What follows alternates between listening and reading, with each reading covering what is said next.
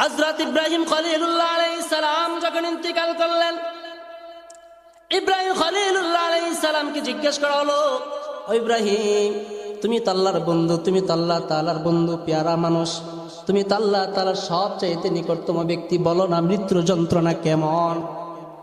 ইব্রাহিম খলিলুল্লাহ আলাইহিস সালাম বলেন, ও দুনিয়াবাসী, মৃত্যুর যন্ত্রণা সম্পর্কে আমাকে প্রশ্ন করো না, কারণ মৃত্যুর যন্ত্রণা আমার কাছে সবচাইতে কষ্টদায়ক এক বস্তু। ও দুনিয়াবাসী, ওই জাতি ইলাহির কসম, ওই জাতি ইলাহির কসম যাকে ইসরাল কাল্লা ছাড়া আর কোনো মাবুদ নাই। মৃত্যু হলো কেমন জাননি? কোন আমাকে যদি 70 বার গরম পাতিলের মধ্যে রান্না করা হতো, আমার মাথা থেকে শুরু করে যদি পা পর্যন্ত কড়া দ্বারা কর্তন করা হতো, আমার মনে হয় না মৃত্যুর মতো এত পরিমাণ কষ্ট হতো। মালাকুল মাউত আজরাইল আলাইহিস সালাম যখন আমার কাছে আসলেন, মালাকুল মাউত লোহার বাঁকা পেরাক নিয়ে আমার কাঁধের মালার বৃক্ষের মধ্যে, আমার দেহের মধ্যে ঢুকা দিলেন।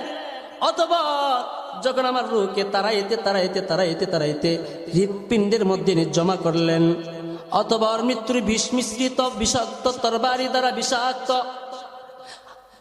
যন্ত্র দ্বারা যখন আমার রূহকে বের করে ফেললো, ও দুনিয়াবাসী, আমার মনে হইল আমাকে যদি 70 বার গরম পাতিলের মধ্যে রান্না করা হইতো, আমার মনে হয় না এই পরিমাণ কষ্ট আমার হইতো।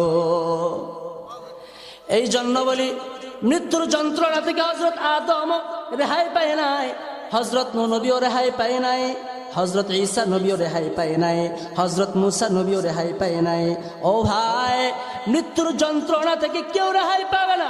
এমনকি আমার আপনার নবী আকা নামদার, মদিনা কা তাজদার, শফি আজম, রফি আকরাম, সাইয়্যিদুল মুরসালিন, রাহমাতুল লিল আলামিন পয়গম্বর আলাইহিস সালাম মৃত্যুর যন্ত্রণা থেকে রেহাই পায় না।